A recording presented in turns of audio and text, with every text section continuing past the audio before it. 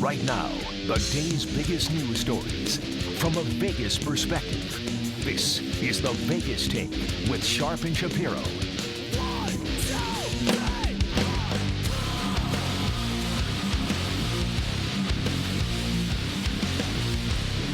Oh yeah, what's up everybody? Good morning, welcome. It is the Vegas Take, Sharp and Shapiro, broadcasting live, ladies and gentlemen, from Brian Shapiro's dining room table. Why, you ask?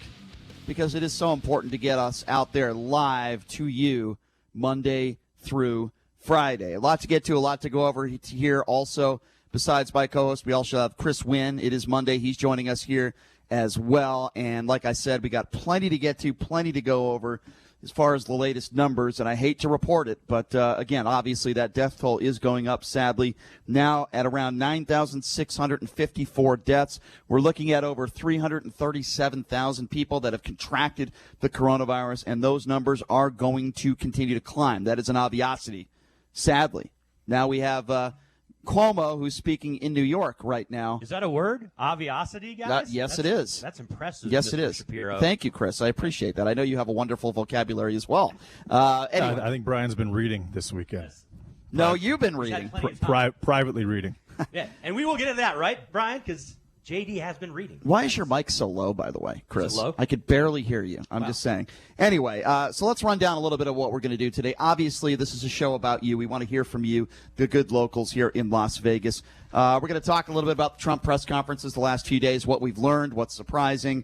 What did George W. Bush say about a possible pandemic in 2005? It might shock you. We're going to talk about that coming up here in just a little bit. Why is Fox News being threatened with lawsuits? Is it undermining the coronavirus? Well, we have a little montage we'd like to play for you to prove that, yeah, they have, and they might be in a little bit of legal trouble. Coming up in the 10 a.m. hour, if you recall, we were talking about Pastor Rick Wiles. This is the Nimrod in Florida who made suggestions that Jews are getting the coronavirus and that Jews deserve a plague because they don't believe in Jesus Christ. He also made some unbelievably insensitive and ridiculous comments about the October 1 shooting right here in Las Vegas that we discovered. We'll play that for you coming up in hour number 2, and we have a very special guest. Her name is Lori Cardosa Moore. She's been following this madman's career for years.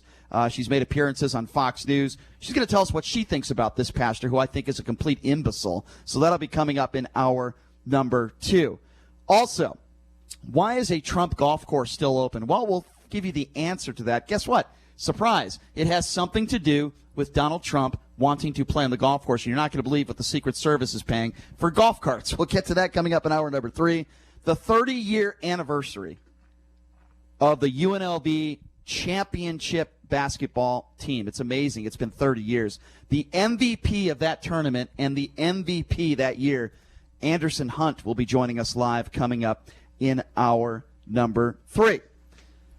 So Donald Trump, if you are unaware of it, has been talking a lot about some of these possible medications that could cure coronavirus. It is called hydroxychloroquine. And, a lot of people on the extreme right are praising it, saying that it's the next jab to cure the coronavirus. Now, Donald Trump touted it once again. He does it almost every single press conference.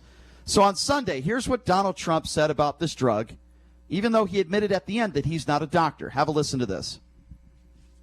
That's hydroxychloroquine and azithromycin.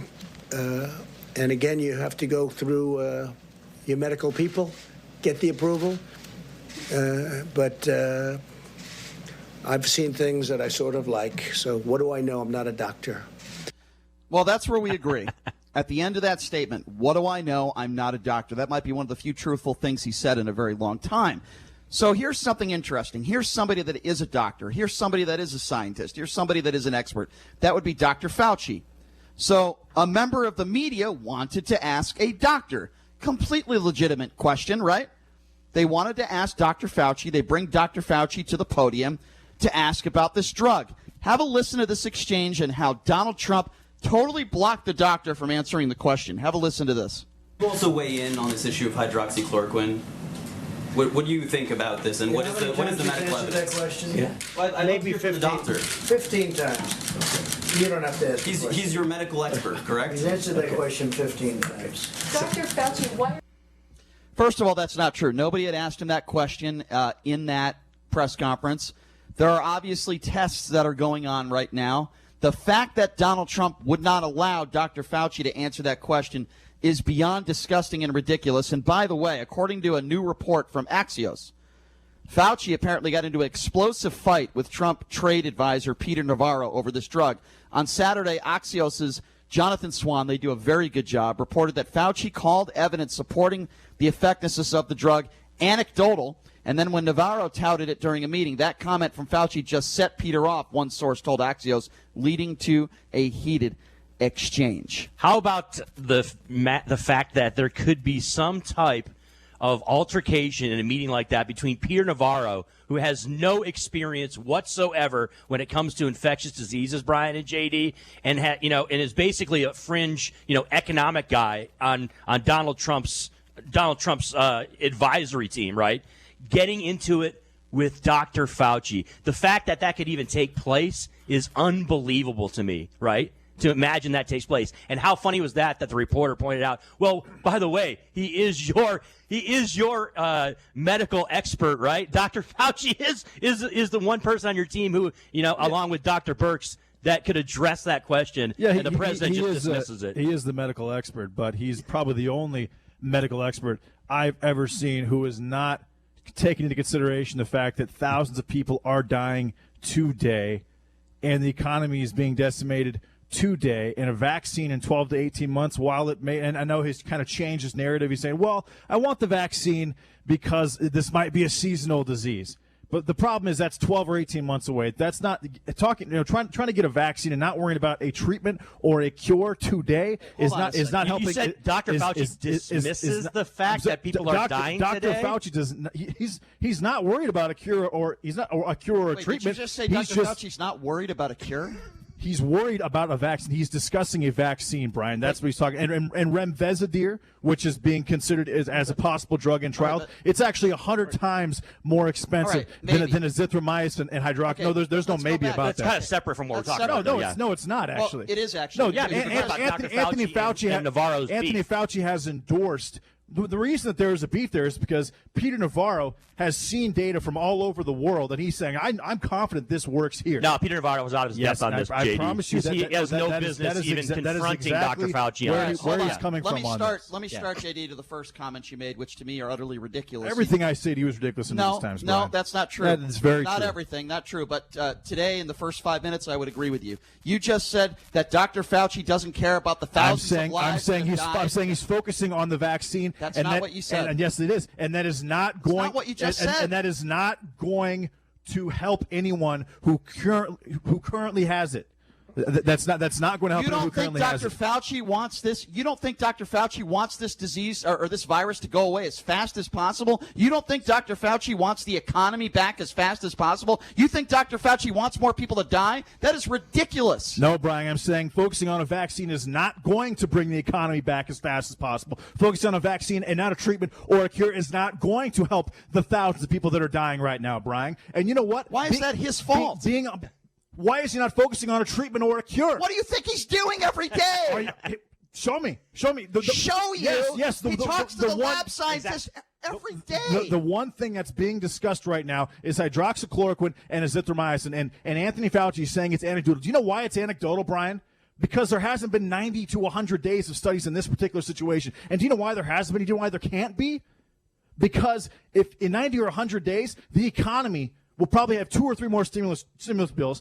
The dollar will be valued at about half as much, and probably 30 or 40,000 people will be dead by that time. There isn't the time. People are dying right now, today. There needs to be a treatment or a cure today. A vaccine in 12 to 18 months does absolutely nothing. It's just not possible, JD. It's not possible. It's not going to happen today or tomorrow or in April 15th. Am I wrong on saying that? Okay. So what you're telling me I'm wrong on that? No. So what you're saying is that the average person right now who has the coronavirus is just screwed because there is no treatment whatsoever for them available. So trying something that may or may not work. I wouldn't use that phrasing. What happens? So they go on a ventilator, and there's about a 40% chance of them dying when on a ventilator and actually developing a pneumonia.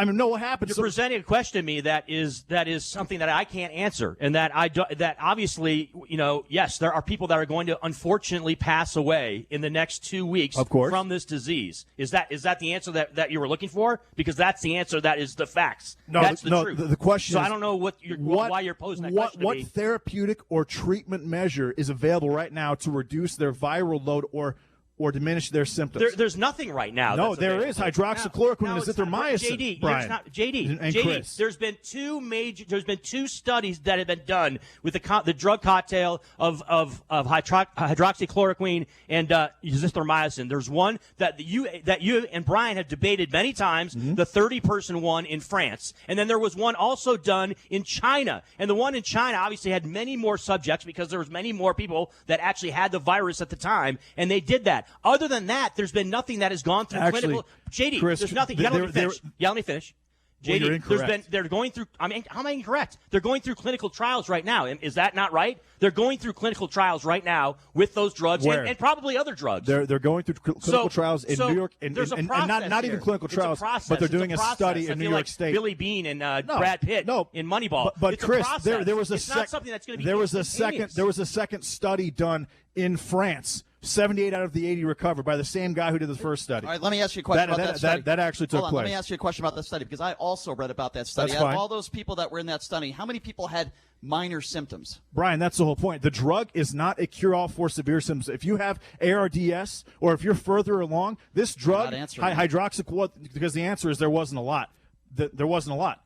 There wasn't a lot what? Of people that were very, very sick. Exactly. Yes. Many of them had minor symptoms. So isn't it possible that people with minor symptoms could possibly get better and it might not be the drug that's helping them? Can't that be possible? That's why you need more tests. It could be for 21 to 28 days. But in this situation, and there's been studies done in Brazil, there's been several doctors not in New York City, L.A., all over the world, as well as a lot of testimonials done as well, where this drug has been very, very effective after 5 or 6 days in the early stages of the virus. It is not a panacea. It is not a cure-all. It's not good. If you have severe lung damage, if you're going through a cytokine storm or acute respiratory distress syndrome, it's not going to help you. And that's the misunderstanding. Like, for example, James Woods, who was a very, very prominent Trump supporter, he made a tweet yesterday that said, you know what, if I'm terminally ill, I want this drug. And that actually is not the case. You want this drug if you're in the early stages. Well, he just had a heart attack and he just was terminally ill. So he's the last person I want to talk about doctors and medicine. That had nothing to do with COVID. No, he doesn't take care of himself. But anyway,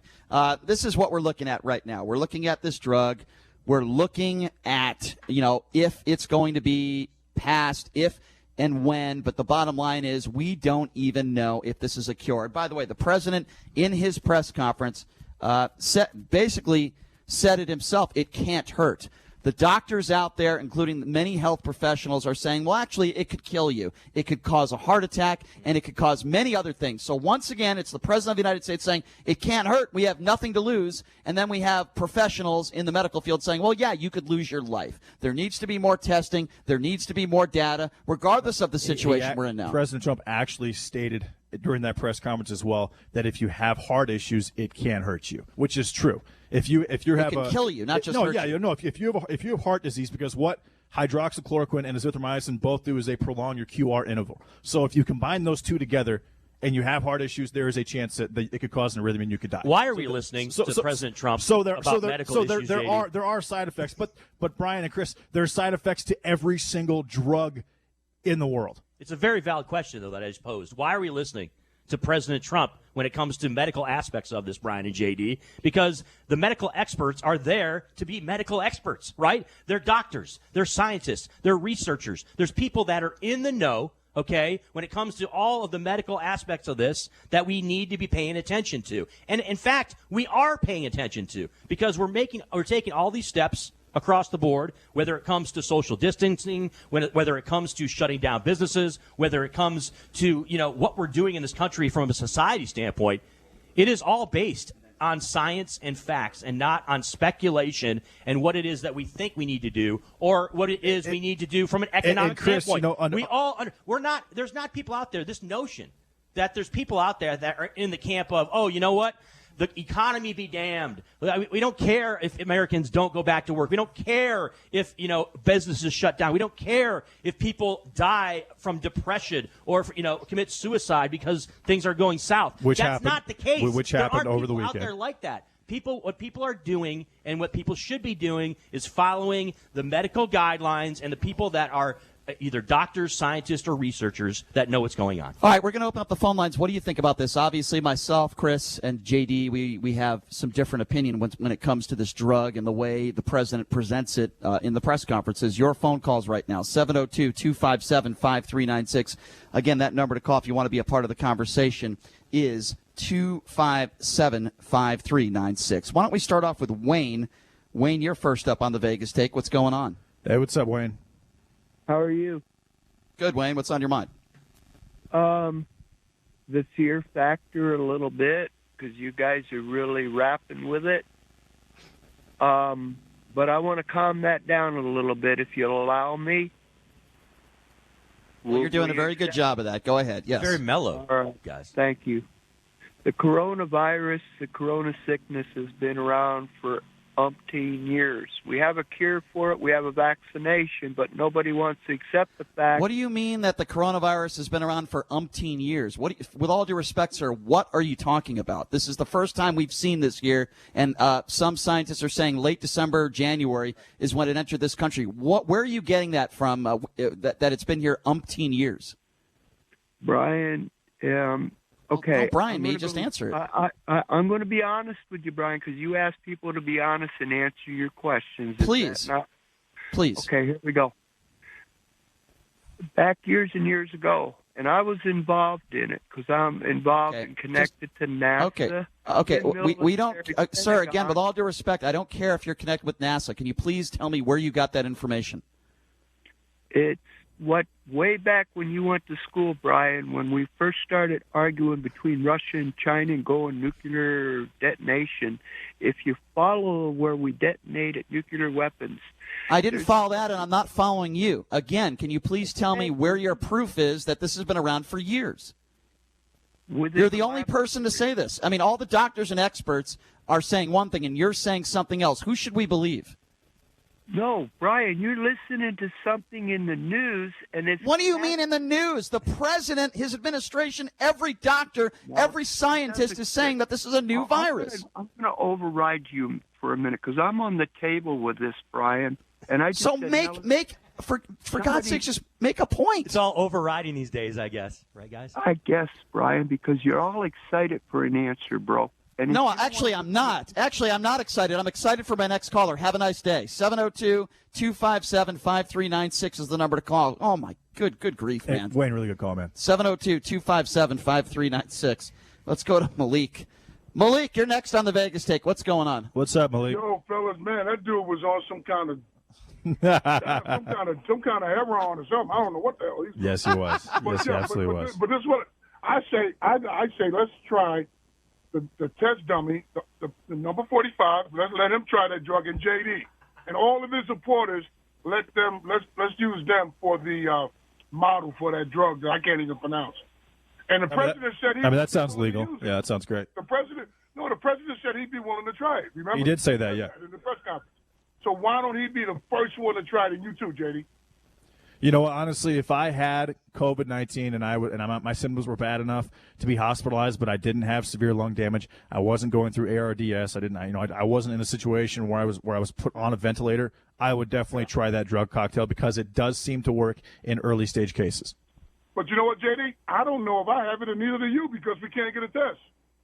Interesting. We might both have it. We're running around and we might actually have it. Well, I'll tell you what, man. The positive test rate in Nevada right now is 8%. So I would say that if you are asymptomatic, I'm just guessing that you probably don't have it. JD, but you're not a doctor. And I like You're right. You're right. I'm not a doctor. I agree. But what I'm saying is, in a place like New York City, where it's 40% positive testing rate, the chances are much higher that people have it that are asymptomatic than that aren't. We appreciate hearing. Yeah, good call, Malik. We appreciate hearing from you, Malik. I'm going to say this because I say it every show. Nobody's a doctor on this show, but and this is just my personal preference. I like to listen to doctors. I like to form my opinions based on what the actual experts, the scientists, and the doctors say, not what our politicians say. I don't care whether you're a Republican or a Democrat, and certainly not what the President of the United States says. 257-5396 is the number to call. Let's go to Carl. Carl, you're next on the Vegas Take. What's going on? Hey, what's up, Carl? Yeah, guys. Listen, I'm getting mad as hell. That press conference of our so-called president yesterday tied up an hour and a half of important people who should be working on this case and trying to solve things. And he stands there and he sounds like an 8-year-old debate team. The most ridiculous. He says things that are completely ridiculous. He doesn't know what he's talking about, first of all. Somebody asked Dr. Fauci about you've already asked the question. Don't talk to him. I mean, this is the most ridiculous thing. And follow this last thought. Follow the money line. He keeps bringing this drug up constantly over and over and over and over again. Is there anything from Big Pharma? Is there anything that's maybe he may profit from? Well, I'll tell you this, Carl. The drug is made by Novartis as well as several different drug companies. If Trump was to profit off this, first of all, it's not very expensive. It's about $10 for a standard dose. A 10-day treatment, which is pretty much all you need typically, is $100. That's without insurance. But if there is a money trail here, then Trump would have to be totally diversified through all the companies that create the drug. All right, so we're going to take a break, but this is something I want to be. I want to say this now. You might not like Dr. Fauci for whatever reason. You might not like him, and I think it's ridiculous because maybe he was friends with the Clintons. This man has an entire lifetime of good work. He is extremely intelligent. His resume backs it up. And for anybody to suggest that he doesn't want a cure or he's not working his ass off for a cure, to me, is ridiculous. I want to be very clear on that. I don't care whether he's a Democrat or Republican. I believe he's doing everything he can to save lives and help people. We're going to take a quick break, and when we come back, what did George W. Bush say about a possible pandemic back in 2005? Ladies and gentlemen, it might shock you. We have the audio for it next on the Vegas Take, 101.5 FM, 720 AM, K-Dawn. All right, welcome back. It is the Vegas Take, Sharp and Shapiro on a Monday. And so glad you could join us. Plenty of great guests coming up later on in the show. A lot more to get to, but I want to start with this because I think this is very, very important. If you hear a lot of people on the right, it starts with the president saying, well, this virus came out of nowhere. We hear him say that all the time. We couldn't have been prepared for something like this. These are the statements of Donald Trump over and over and over again. So this is Donald Trump signing this $8.3 billion spending bill in March. Have a listen to this. So here we are, 8.3 billion. We're doing very well, but it's an unforeseen problem, not a problem. Came out of nowhere, but we're taking care of it. All right, came out of nowhere. We're taking care of it. Okay. Well, George W. Bush was our president back in 2005. He made a speech at the National Institute of Health. This is very, very important. Have a listen to this. The pandemic is a lot like a forest fire. If caught early, it might be extinguished with limited damage. If allowed to smolder, undetected, it can grow to an inferno that spreads quickly beyond our ability to control it. A pandemic is unlike other natural disasters. Outbreaks can happen simultaneously in hundreds or even thousands of locations at the same time. And unlike storms or floods, which strike in an instant and then recede, a pandemic can continue spreading destruction in repeated waves that can last for a year or more. So there you go. That's George W. Bush in his own words, basically not just warning the country, but warning the world of what we could face. And obviously back then he didn't think that we were prepared. And there were a lot of things he wanted put in place to make sure that we were prepared for this type of pandemic. So I asked to both of you and I asked to our callers, why is it that Donald Trump holds no bearing and no responsibility? I'm not saying Obama doesn't hold any responsibility either, by the way. They both do, quite frankly. Right. The question is, but let me just give out the number first. Okay. The number to call, what do you think? Are you hearing what George W. Bush said? Do you think that Barack Obama and Donald Trump should bear some responsibility in this? Or are you okay with Donald Trump saying he takes no responsibility? The number to call, 702-257-5396. Again, that number to call if you want to be a part of the conversation is 257-5396. Again, it all depends on what Obama did, in my opinion. How did Obama react to it? And beyond that, I believe that the majority of the responsibility is on WHO and on China for misrepresenting the amount of cases, as well as the fact that it was transmissible human to human. They waited a month and a half to actually do that. But again, it's all variable. What did the Obama administration do to prepare themselves for a pandemic like George W. Bush requested? I think that this has everything to do at this point with the Trump administration, and I'll tell you why, okay? It has nothing to do with Barack Obama or George Bush. He's been in office for 3.5 years. Did he not dismantle the entire coronavirus, not the coronavirus, but the infectious disease pandemic team that he had, I believe, 2 years ago? Did he not dismantle that team? So, look, I don't want to hear anything about Barack Obama. I don't want to hear anything about George Bush. I don't want to hear anything about Bill Clinton. I don't want to hear anything about what Joe Biden was was the vice president for Barack Obama. So he's on board with what Obama did as far as infectious diseases. This is everything and to do from an American standpoint, because JD pointed out that China's, and yes, obviously, yes, that's the fact, is that China is at fault here as far as starting this. But when it comes to the American response, right, again, this is all about the Trump administration. Not just starting it, but not allowing other countries to properly prepare for what's going to happen because of misinformation. But we agree with that, JD. That they had a chance. I mean, Chris, they knew as early as December 7th that this was transmissible human to human. That they did not admit that to WHO until late January. Within a couple of days after that, travel restrictions to China were already in place from Trump. Listen, I don't think any reasonable person is blaming Donald Trump for the virus. No. Okay, nobody's blaming Trump for the virus. What we're doing, and I think what many people are doing, are blaming Trump for the response. Those are two completely different things. I want to be clear on that. All right, we have a full board of callers. Try to take as many as we can at 257-5396. Let's start off with Carlos. Carlos, go. You're next on the Vegas Take. Hey, what's up, Carlos? Carlos, can't you hear us? Go ahead. Hello, Carlos. I think we lost Carlos. 702-257-5396. Let's go to Jim. Jim, you're next. What's going on, Jim? What's up, Jim? Hey, I just want to repeat something that was said a little bit earlier, that the coronavirus has been around a little while, and I don't want to get in an argument, but I bought some Clorox wipes back last summer in one of those value packs from Costco, and if you look at the ingredients and if you look at the uses, the first word on there is coronavirus. So this has been around a lot more than just this year. No, Jim, the issue is that there's been several other coronaviruses. Coronavirus, all it means is a virus, a zootonic virus that is transferred from an animal to a human. This is just one of the variations of the coronavirus. COVID-19 has not been around for that long. Yes, and I'll speak to what the doctors say, and I completely agree with JD. This is a specific strand of the virus that we have never seen before. Simple as that. 702-257-5396 is the number to call. Let's go to Jeff. Jeff, you're next. What's up, Jeff? Hey, guys, can you hear me? Yes, sir. Yeah. Go ahead. Hey, I just wanted to chime in here, Brian. You're always talking about you want to listen to the expert, you want to listen to the doctors. Well, I'm a physician, and before I went to medical school, I also did a master's in public health, which is all about epidemiology and biostatistics and all that stuff.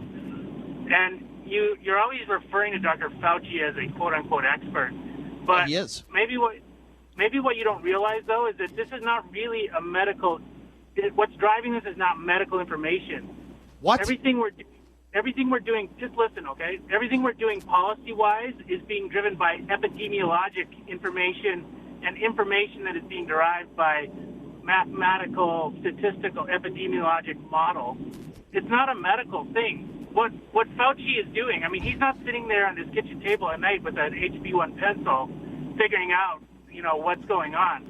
He is just being fed information by epidemiologists and from these models, and then he stands up there and sort of regurgitates it. That's true. Policy decisions are being made based on the data from these models, which are all flawed because we don't really have the information yet. Well, all the models are definitely projections, and Fauci and Deborah Birx, who they both sit on Bill Gates, the Bill and Melinda Gates Foundation, by the way.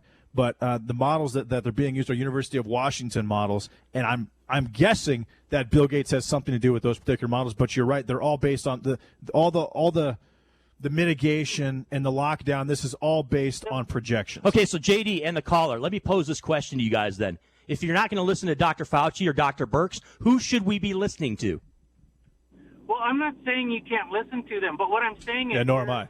You just started off, but you just started off your explanation by saying that Dr. Fauci is just up there regurgitating, right? Regurgitating models and aspects of it. So who should we be? I'm just posing the question: who should we be listening to?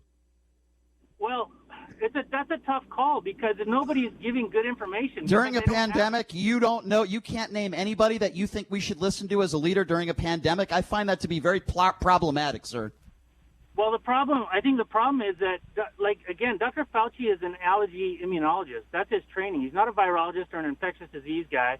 He happens to be the head of that department because it's a political, position that he was appointed. Wait a minute, he's been involved since the 80s, if I'm correct, right? He's been in the mix when it comes to H1N1, when it comes to the AIDS virus, when it comes to all these viruses we've dealt with. Yeah. Why was he on the front line of the AIDS pandemic then, if that's the case? If we go by your logic, why? The AIDS virus affects the immune system specifically. The coronavirus doesn't. That's what his involvement was. But if you look at all his other research, it's all in the area. So why is it the people that have, bad immune systems, those who have gone through cancer, why is it that the coronavirus is affecting you if this has nothing to do with the immune system? Please answer that. Since you're a physician, I'm sure you have the answer.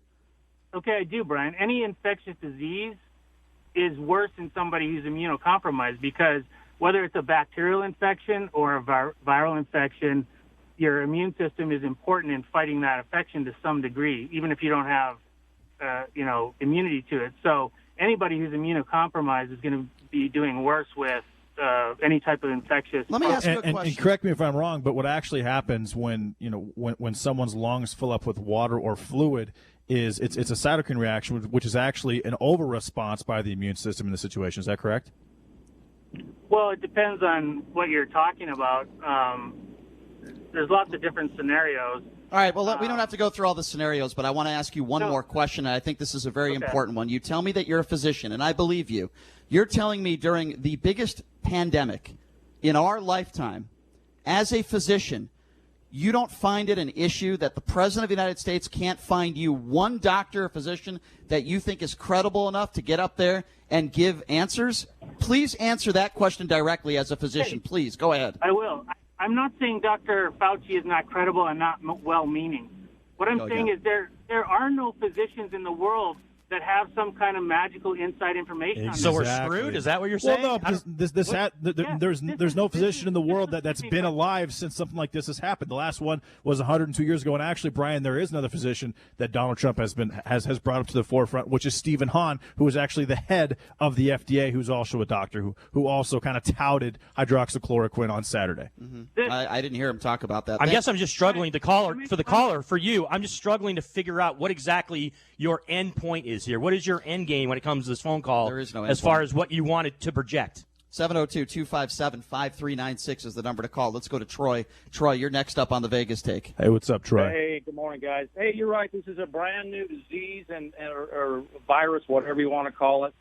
So realistically, wouldn't you say that everything that we do for this is anecdotal at this point? Because of course you would. Brand new.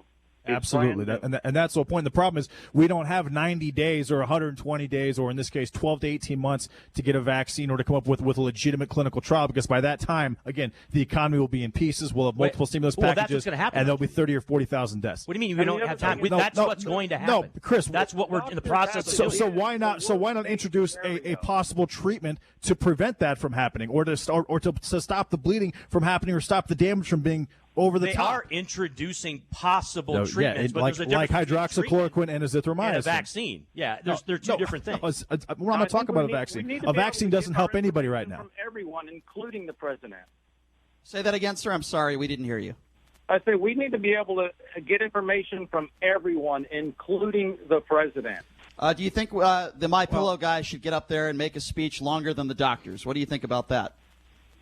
On some days, I think it works. I know. On just before some this days, call, I had my pillow in my lap and I was reading my Bible. Okay, but I just all right. That's cool. That's fine, but and that's funny. But in all seriousness, I want to ask you this question again, because I think it's very important. On any given day, when we have, correct me if I'm wrong, it's called a coronavirus press briefing. You just said you're okay with the CEO of MyPillow talking more than any of the experts or doctors. Are you sure about that? You're okay with that? That was one day, correct? Where it was not one day. No, not true. Up there. Not You true. got a bunch of CEOs. If you got up there, Brian, I would expect you to plug your radio show. You know what? I would have a little bit of class, and I would say it's not about a radio show. It's about helping lives, not talking about the Bible, not talking about. Hold on, I'm not done yet. I'm not done yet. Hold on. You just. Excuse me. I'm not done yet. Let me finish. Okay? Let me finish. I would not tote the president's campaign in 2016. I would not promote the president's campaign to win in 2020. I wouldn't talk about God in our schools, and I certainly wouldn't talk about the Bible. I would say, thank you, Mr. President. Let's hear from the doctors. All right, Brian. So Governor Cuomo just made a statement. There is promising but not conclusive anecdotal evidence that suggests hydroxychloroquine and azithromycin is working. So exactly where we were 5 minutes ago. No, that's not. No, if it's promising, that means it's effective at this point. But again, it's anecdotal because it's not a standard 90 to 120 day trial with controls. We don't know how effective. But is it saving lives? We don't know that. If it's saving lives, are you okay with it? We don't know if hydroxychloroquine and azithromycin is saving lives in New York State, are you okay with it, Brian? That is an absolutely ridiculous question. It's actually, of course you'd be okay with it. Okay, there we go. I'm not even going to answer that question because it's ridiculous. Because you can't. Because what do you mean because I can't? Because it destroys you and Chris's arguments for the last 2 weeks. Actually, what? No. Actually, yes, what's my argument? That is ridiculous. Okay, hold on. Now I'm going to say something else. I'm excited. Now it's my turn. I'm ready for it. Every single day on this show, I say it over and over. Maybe you're not listening. I don't know. But it's a very bad accusation you just made that I don't want a cure for this virus. No. Hold on a second. You're interrupting me again. I didn't say you didn't want a cure for it, Brian. Okay, you're interrupting me. Because you're saying something factually inaccurate. I did not say you don't want a cure for it. I asked you if you're okay. Me. You looked at me in the face and you just said, are you okay if this cures the virus? Not cures. I'm saying if it helps people. If it saves lives by helping people, by reducing viral load and diminishing symptoms. So you think I'm going to look... If it prevents people from having to be put on an ICU... I understand the question. On a ventilator in the ICU. If it takes pressure off healthcare workers, Brian. Let me know when you're done. I get the question. You repeated yourself twice. I get your question. You don't think I want people to be helped if they can find a drug that works? What kind of question is that? There's nothing more I would want than people's lives to be saved and drugs to even help people with pain or anything in my life. I've always had that same thing. You just don't like the fact that I listen to scientists and I listen to doctors, and nobody yet has said that this is foolproof, will help you. Nobody has said that. Because, Brian, based on the last 100 years of studies for drugs, it's not going to be.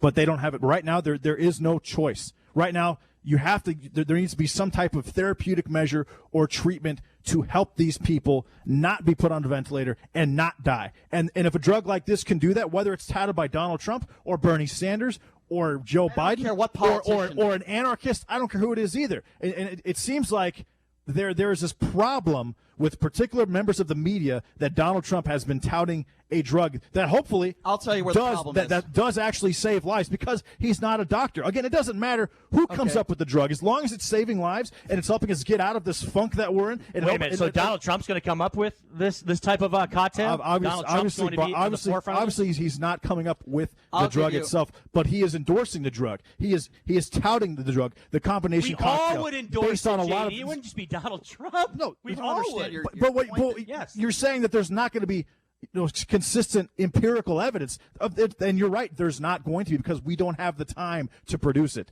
There's too many people dying right now. The economy is being destroyed right now. You just and said so we have to find something no choice, that helps. No, what is it? You said no, we have no choice. We do absolutely have a choice. It's called continue to do research, continue to and what happens in the interim with treatments that are proven and people to be safe. People die and the economy just continues to get decimated in the interim, Chris. That's what I'm saying. Let's take some more.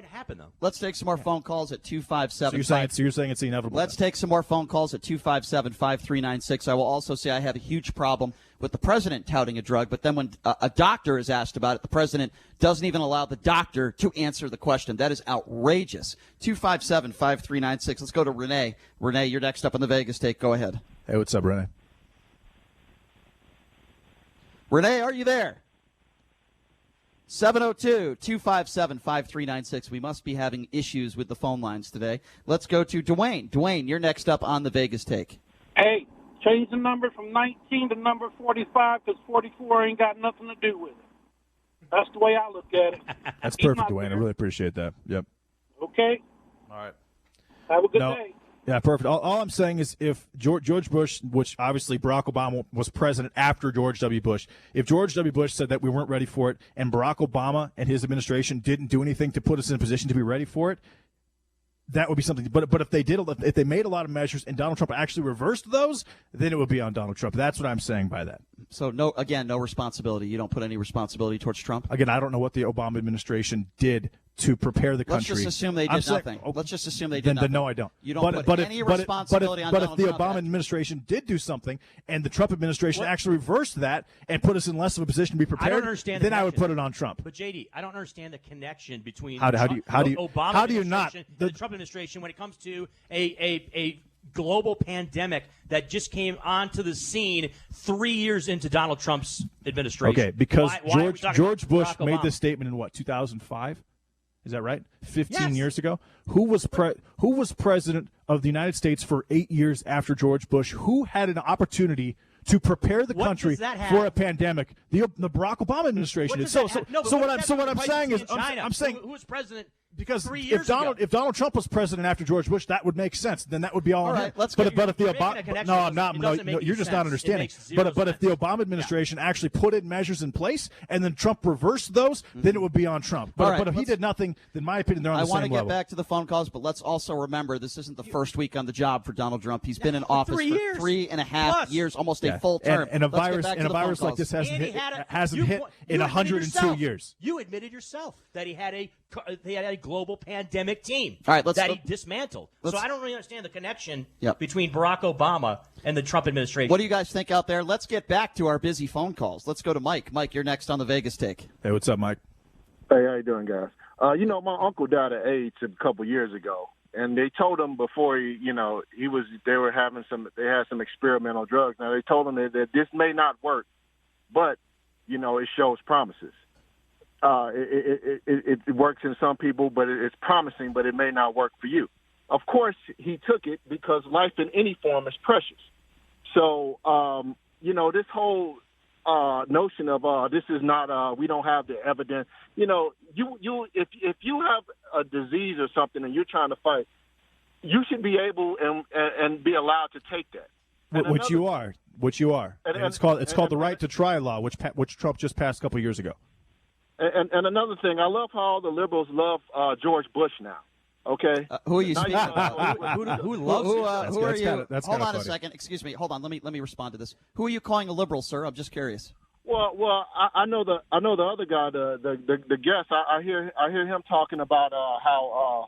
I'm a progressive Democrat, by the way. I'm not a liberal, but yes, I am towards the left. I'm more left, obviously, than JD. So you're and saying more left than Brian. But hold I'm not on, a liberal. Joel. You're saying, or Mike, because you're saying because we played an audio clip in 2005, that means we must. I'm going to tell you something. I can't stand George W. Bush. Do you want to know why, sir? And by the way, I'm not a liberal. It's because he bought his way into the White House. He was a drunk for most of his life. He accomplished nothing but ruin his father's businesses. Never made any money off of his businesses. He filed all of his. He was a drunk and he was a fool. Okay, and he went into Iraq. And we went into war in Iraq, and we know why. And it wasn't because of Osama bin Laden, and it wasn't because of 9/11. So, sir, I will be the first one to say I despise George W. Bush, and I am not a liberal, okay? You know what? I don't use the word hate a lot, but I really hate George W. Bush because thousands of our innocent soldiers died so Dick Cheney could make money off of that war. Yes, I hate George W. Is that clear enough for you, sir? And make money Dick Cheney certainly did. But let me ask this because people saying, well, Trump had 3 years. But, 3 weeks ago, they were telling me that it was Obama's economy. That even though Trump was in there for 3 years, he didn't have anything to do with it. It was Obama. Now with this pandemic. Oh, it's all Trump's fault. You know, did I say that? Did I say it was all Trump's fault? What did I just say to start the show? Open up your ears. Hold on. Open up your ears. JD, hold on a second. Chris did. Okay, You did. JD, excuse me. I said you can hold both of them to account. But when Donald Trump is asked last week, do you hold any responsibility? Donald Trump's reaction was, nope, no responsibility. Well, Brian, in January, Trump had to travel. He shut down the travel. The virus was. That was February 2nd, and that was not January. All I remember was people calling Trump a racist. They called him a racist. Well, yeah, Joe, because he is. Joe Biden called him xenophobic. Yeah.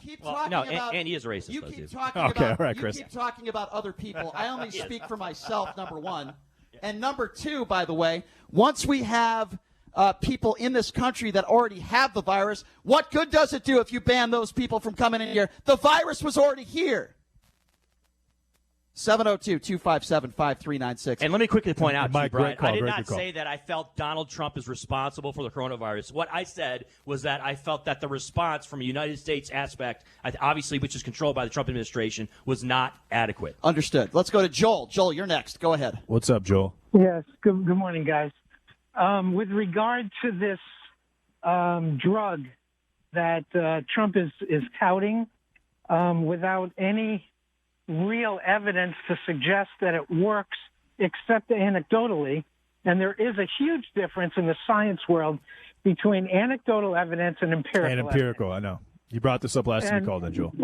And the fact of the matter is there's no empirical evidence to prove this. But more importantly, this drug is used by over 200 million malaria patients around the world. That's true. So and lupus, if malaria, lupus, and rheumatoid arthritis, actually.